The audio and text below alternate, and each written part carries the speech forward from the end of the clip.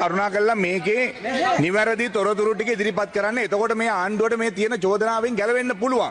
අපි මේක ඉල්ලපුවාම කරු කතානායකතුමා වෙන තොරතුරු දීලා තියෙන්නේ. මම ඔබතුමාගෙන් ඉල්ලන්නේ මේක ගෙනාපු කස්ටම් හවුස් ඒජන්ට්ගේ නම අපිට දෙන්න. ආපු පෝට් එක දෙන්න. මම ඇහුවේ වෙන එකක් නෙමෙයි. ඇමතිතුමා කැමතිද මේ දෙවෙනි අතුරු ප්‍රශ්නෙට උත්තර දෙන්න? මම මේක අහන්නේ මේ කරු කතානායකතුමනි අද ශෝක ප්‍රකාශ කරන දිනය වෙන් වෙලා තියෙන්නේ. මෙතන ගැලරි එකේ මන්ත්‍රීවරුන් 4 දෙනෙක්ගේ පවුල් ඇවිල්ලා තියෙනවා.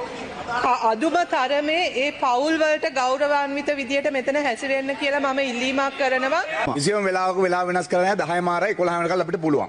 ඒ නිසා එතුමන්ලට තියෙන ගෞරවය අපේ තියෙනවා. ඒ වෙනුවෙන් අපි ශෝක ප්‍රකාශ කරනවා. කරුණාකරලා ගරු කතානායකතුමා මම ඊටාම් පැහැදිලිව අපේ ඇමතුමාගෙන් ඇහුවේ මේ කන්ටේනර් 323 ගැන විශාල අර්බුදයක්. දැන් රටටම කියනවා ප්‍රභාකරන්ගේ අවියාවිත කරනවා කියලා මේකේ. ඔබතුමා මේ අදාළ ප්‍රශ්න